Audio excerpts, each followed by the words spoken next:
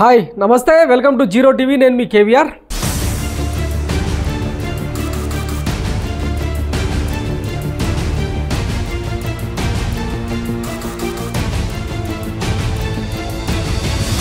ఇది Telangana heart city Hyderabad లో కనిపిస్తున్న మూసీ బాధితుల చెరువు పరిరక్షణ పేరుతో కూలుతున్న బతుకుల ఆర్దనాదాలు ఈ బుల్డోజర్ డెమోక్రసీ కరెక్టేనా ఎవరిది పాపం శిక్షలు ఎవరికి నేరం చేసింది ఎవరు శిక్ష అనుభవిస్తున్నది ఎవరు డీటెయిల్గా చెప్పుకుందాం కూలేది కుంగిపోయేది అంతిమంగా బడుగులే మోరీల మురుగు కంపులో కూనరిల్లేది అంతిమంగా బడుగులే లక్షల కోట్ల విలువ చేసే హైదరాబాద్ భూములను నామమాత్రపు రేటుకు 100 ఏళ్లకు కాజేసిన కామాంధులకు కాపలాగాసిన పాలకులు అంతిమంగా ప్రతాపం చూపిస్తున్నది మోరీల మీద కట్టుకున్న గుడిసెల మీదనే అందుకే అత్యున్నత న్యాయస్థానం హైకోర్టు హైడ్రా కమిషనర్ రంగనాథ్కు చివాట్లు పెట్టింది ఇష్టానుసారంగా కూలగొడితే ఎలా చార్మినార్ హైకోర్టును కూడా అక్రమ నిర్మాణాలని తహసీల్దార్ రిపోర్ట్ ఇస్తాడు కూల్చేస్తారా అని తీవ్రంగా ఆక్షేపించింది. And with regard to Durgam Cheruvu, of course it is not there before me. Government has appointed 5-man committee long back, 2008 or 10. Even then now you are 5-man committee submitted report. Even then now you are issuing notices under section 23 of the Vault Act.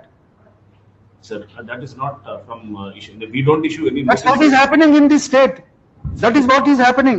And what is your plan of action with regard to Musi? Those matters are there today. I granted 20 lunch motions today. Sir, what is your action plan? Sir, Musi Hydra. దాంతో Hydraa commissioner నీళ్లు నమలాల్సి వచ్చింది. చెరువుల పరిరక్షణకు చెరువుల్లో కూల్చివేతలకు తాము వ్యతిరేకం కాదని కానీ రూల్స్ ప్రకారం ముందుకెళ్లాలని సూచించింది. దాంతో హైడ్రా దూకుడుకు కళ్ళెం వేసినట్టయింది. సినీ నటుడు నాగార్జున ఎన్ కన్వెన్షన్ కూల్చివేతతో ఒక్కసారిగా తెలంగాణతో పాటు యావత్ దేశం దృష్టి హైడ్రా మీదకి మళ్ళింది. సున్నం చెరువు, సలకం చెరువు, మల్కం చెరువులో సహా చెరువుల ఆక్రమణతో పాటు మూసీ నాలాల ఆక్రమణలన్నీ తెర మీదకి వచ్చాయి. అలాగే మాజీ మంత్రి మల్లారెడ్డి, పల్లా రాజేశ్వర రెడ్డి, మర్రి రాజశేఖర్ రెడ్డి, ఓవైసీల కాలేజీలు, యూనివర్సిటీలు, హాస్పిటళ్ల మీదకి చర్చ మళ్ళింది. కానీ అవేవి కూలలేదు. సరికదా విద్యార్థుల భవిష్యత్తును దృష్టిలో పెట్టుకొని అన్న ఎగ్జామ్షన్తో వాటి జోలికి పోలేదు రంగనాథ్ సార్ బుల్డోజర్లు. మరి అదే చిన్నారులు విద్యార్థులు హైడ్రా కూల్చిన గోడల కింద నలిగిపోలేదా? దాంతో హైడ్రా పనితీరుపై అనుమానాలు రేకెత్తాయి. శనివారం నోటీసులు ఇచ్చి ఆదివారం కూల్చివేతలకు తెగబడటంతో బాధితుల గుండెల్లో రైళ్లు పరిగెడుతున్నాయి. అసలు బడాబాబులు బలిసనాల నిర్మాణాలను వదిలేసి బక్క ప్రాణాలను తొక్కుకుంటూ పోతున్న రేవంత్ సర్కార్ దాష్టికం, దుర్మార్గం దేనికోసం, ఎందుకోసం? హైడ్రా విషయంలో మీడియా రెండుగా చీలిపోయిందన్నది స్పష్టంగా కనిపిస్తోంది. యాంటీ రేవంత్, ప్రో రేవంత్గా. రేవంత్ అభిమానులు, కాంగ్రెస్ వాళ్ళు ఐ సపోర్ట్ హైడ్రా అని పోస్టులు పెడుతుంటే పింక్ మీడియా మాత్రం రేవంత్ను బండబూతులు తిట్టిస్తోంది. అమ్మలక్కల దగ్గర నుంచి మొదలు పెడితే ఆఖరికి వారసుల దాకా అమ్మనా బూతులు తిట్టిస్తూ ప్రచారం చేస్తోంది. సరే, హైడ్రా రాజకీయ రంగు పులుముకుంది కాదనలేం. అలాగని హైడ్రా చేస్తున్న పనిని తప్పు పడదామా? ఎందుకు ఈ వివాదం? దీనికి కారకులు ఎవరన్నది ముందు మాట్లాడుకుందాం.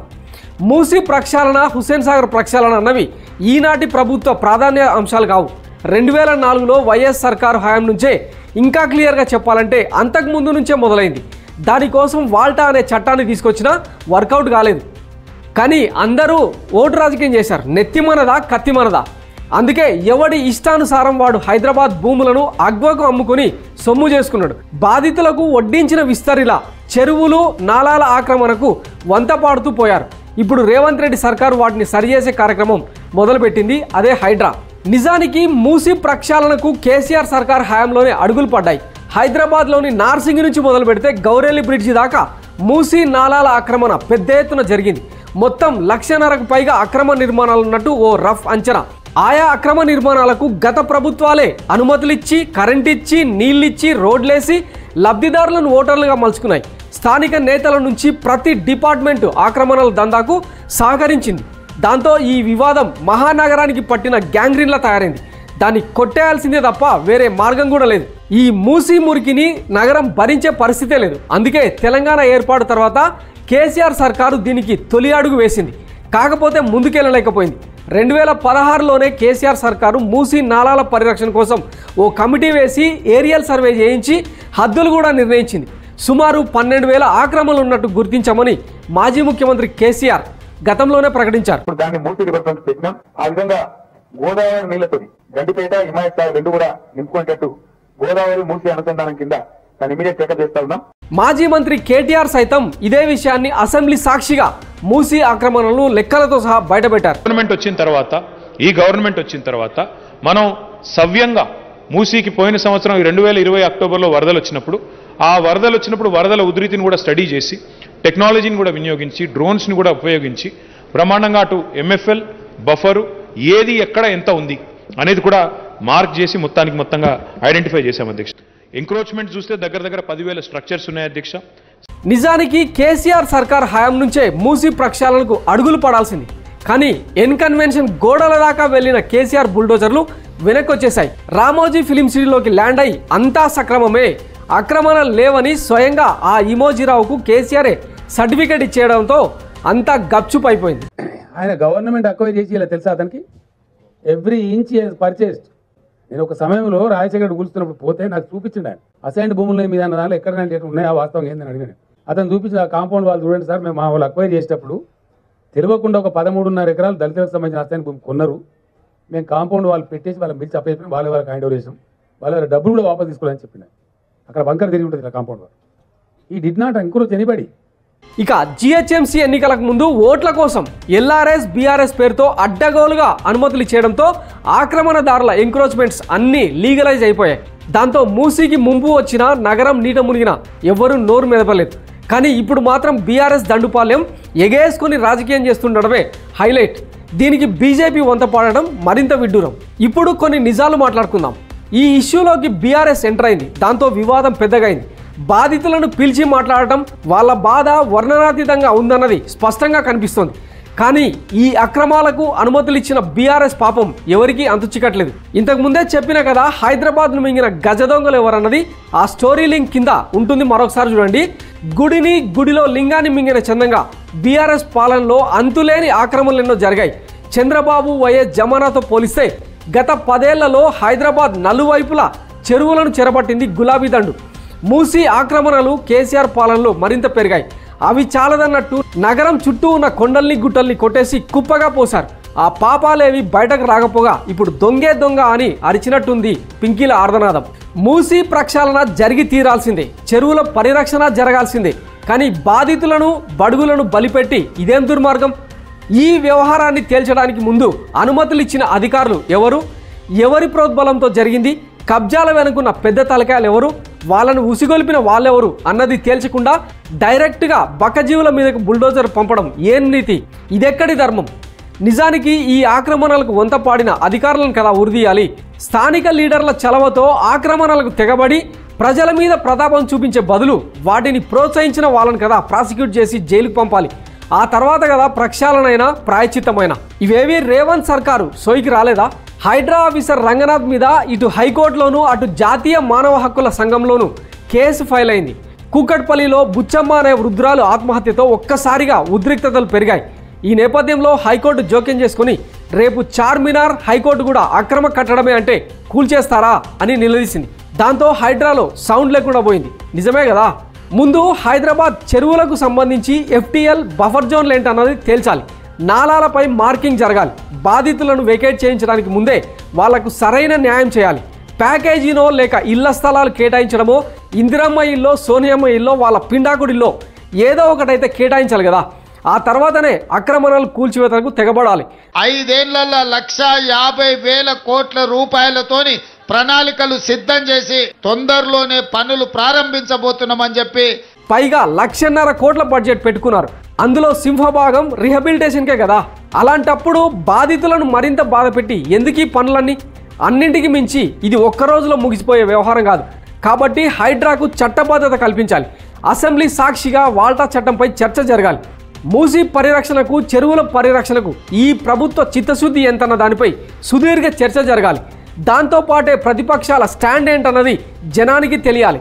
చిన్నదానికి పెద్దదానికి ఎర్ర జెండాలు పట్టుకుని ఎగేసుకుని వచ్చే కమ్యూనిస్టు పార్టీలకు హైడ్రా ఆక్రమణ కూల్చివేతలు కనబడట్లేదా? ఆ లెఫ్ట్ పార్టీలకు బాధ్యత లేదా? అందుకే హైదరాబాద్ పరిరక్షణ అన్నది ఒక్క కాంగ్రెస్ సెల్ఫ్ ఎజెండా కాదు, కాకూడదు. ప్రతిపక్షాలను ఇందులో భాగస్వామ్యం చేయాల్సిందే. వ్యతిరేకించిన వాళ్ళను దోషులుగా నిలబెట్టి తెలంగాణ ముందు నిలబెట్టాల్సిందే. ఆ తర్వాతే చర్యలకు దిగితే బాగుండేది. కానీ లేస్తే మనిషిని కాదన్న చందంగా కొట్టుకుంటూ పోతే ఏళ్ల తరబడి నివాసం ఉంటున్న వాళ్ళ పరిస్థితి ఏంటి? ఇకపోతే ఈ మొత్తం వ్యవహారంలో బీఆర్ఎస్ పార్టీ వ్యవహారంపై పెద్ద ఎత్తున చర్చ జరగాలి. కోకాపేటలో ఎకరం ₹2 చొప్పున చినజీయర్ స్వామికి భూమి కేటాయించడం అప్పట్లో సంచలనం. ఇది జస్ట్ ఎగ్జాంపుల్ మాత్రమే.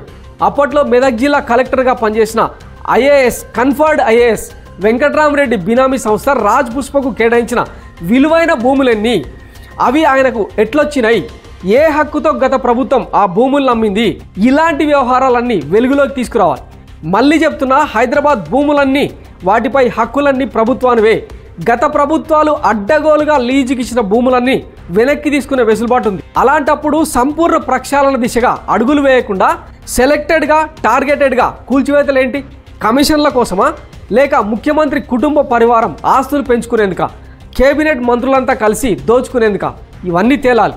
ఇకపోతే ఈ మొత్తం ఎపిసోడ్లో నంగనాచి షోలు చేస్తున్న బీఆర్ఎస్ భాగవతం ఏంటో చెప్పుకునే ప్రయత్నం చేద్దాం. బాధితులను రెచ్చగొట్టేలా వ్యవహరిస్తున్న ఆ పార్టీ తీరు ఇప్పుడు చర్చనీయాంశంగా మారింది. బాధితులకు అండగా నిలవడంలో తప్పులేదు, కానీ అసలు ప్రభుత్వం చేస్తున్నదంతా తప్పు అన్నట్లు చూపిస్తున్న గత పాలకుల నిర్వాకానికి మల్లన్న సాగర్ అతిపెద్ద రుజువు.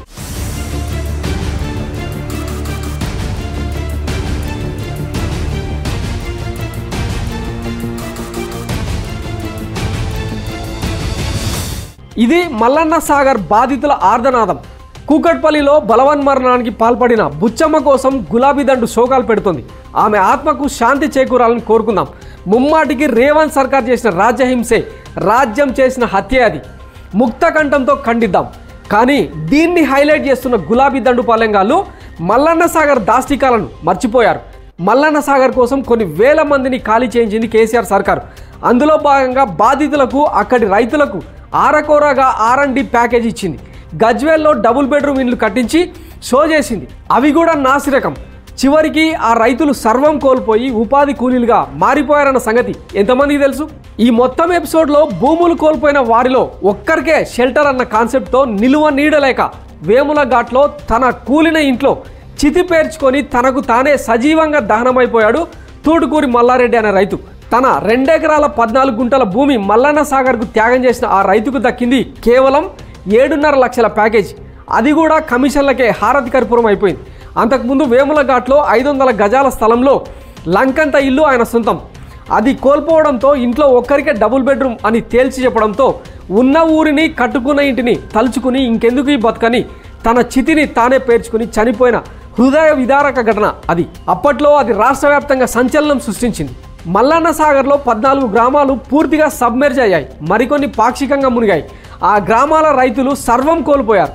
నెలల తరబడి అక్కడ రైతులు పోరాటాలు చేశారు. కానీ వారికి ఈనాటికి సరైన R&R ప్యాకేజ్ కానీ, డబుల్ బెడ్రూమ్ ఇండ్లు కానీ దక్కలేదు. 10ల సంఖ్యలో రైతుల ఉసురు తీసుకున్నారు. ఇదంతా హైదరాబాద్కు కూతవేటు దూరంలో ఉన్న మెదక్, గజ్వేల్ ప్రాంతంలో గత ప్రభుత్వం చేసిన అరాచకం, కిరాతకం. నాడు మల్లన్న సాగర్ని వ్యతిరేకిస్తూ పెద్ద ఎత్తున రైతులు, గ్రామస్తులు పోరాటాలు చేశారు. కానీ ఖండకావరంతో కాకీలను అడ్డం పెట్టుకొని ఆ పోరాటాలను ఉక్కుపాదంతో అణచివేసింది కేసీఆర్ సర్కారు. ఈ మొత్తం ఎపిసోడ్లో లాభపడింది ఎవరయ్యా అంటే కలెక్టర్గా ఉద్యోగం వెలగబెట్టిన వెంకట్రామరెడ్డి, మాజీ మంత్రి హరీష్ రావు, ఇతర గులాబీ నేతలు. రైతుల పొట్టగొట్టి గులాబీ పార్టీకి గులాంగిరి చేసిన ఎంతోమంది కోట్లు పోగేసుకున్నారు. త్యాగాలు చేసిన రైతాంగానికి దక్కాల్సిన ప్యాకేజీని రాబందుల్లా తన్నుకుపోయారు. ఆ డబ్బులతోనే వెంకట్రామరెడ్డి రాజ్ పుష్పను ఏర్పాటు చేసి కోకాపేట, మంచిరేవుల లాంటి ప్రాంతాల్లో పెద్ద ఎత్తున భూముల్ని పోగేసిండు. హరీష్ రావు వేల కోట్లు దోచేసిండు అన్న ఆరోపణలున్నాయి. ఇవన్నీ ఇప్పటి కాంగ్రెస్ పాలకులకు తెలియవా? వాటిపై విచారణ చేయరెందుకని?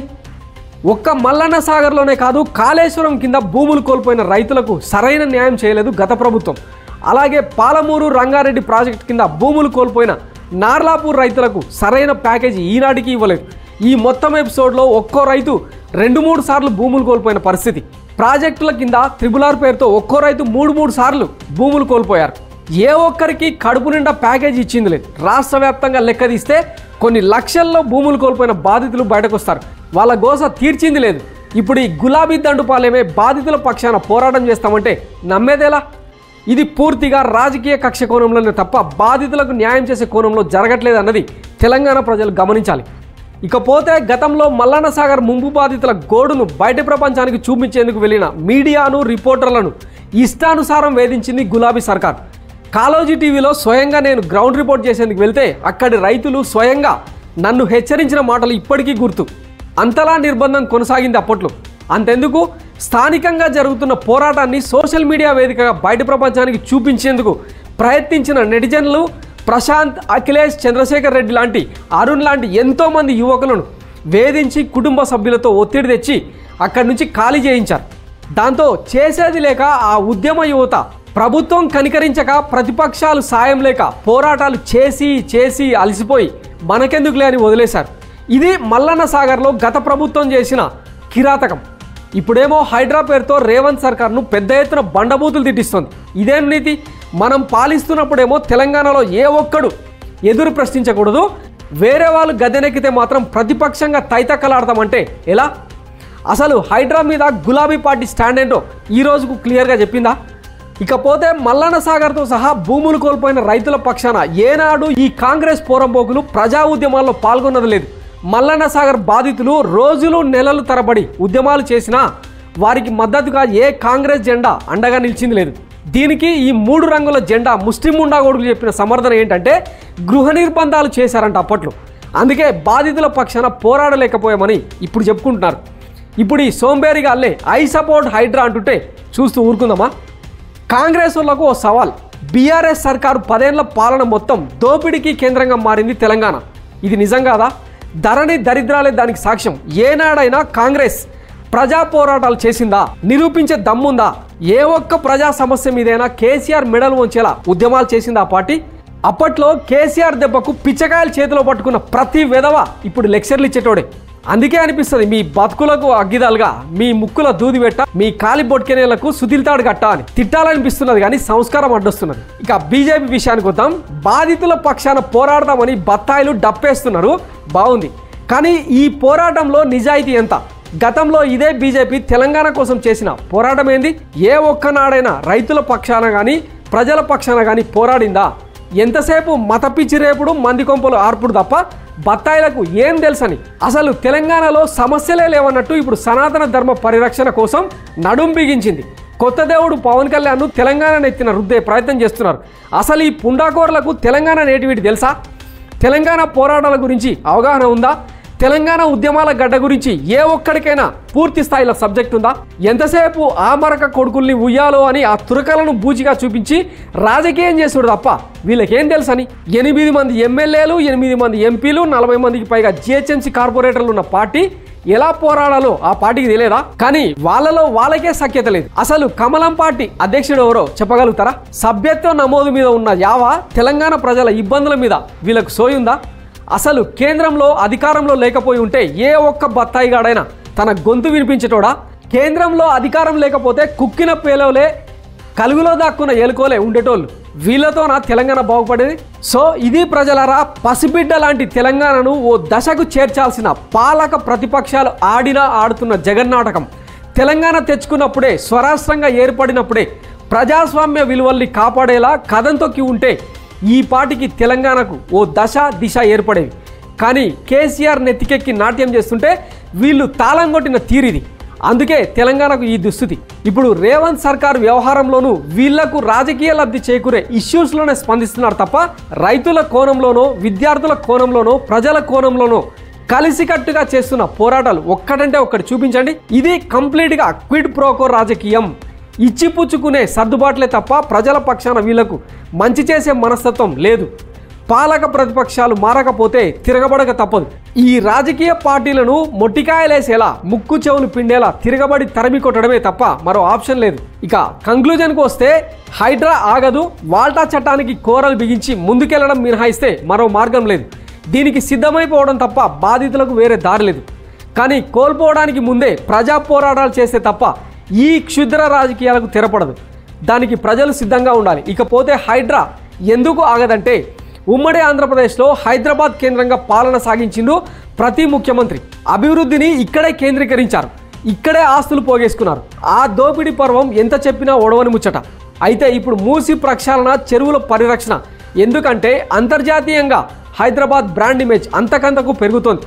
మల్టీ లెవెల్ కంపెనీలన్నీ హైదరాబాద్ కేంద్రంగా పెట్టుబడులు పెట్టేందుకు ముందుకొస్తున్నాయి. ఈ నేపథ్యంలో ఇక్కడి రాజకీయ జోక్యం, రెడ్ టేపిజం, కమిషన్ల కక్కుర్తి, స్థానిక నాయకుల అరాచకాలు ఇవన్నీ కార్పొరేట్లకు అడ్డొస్తున్నాయి.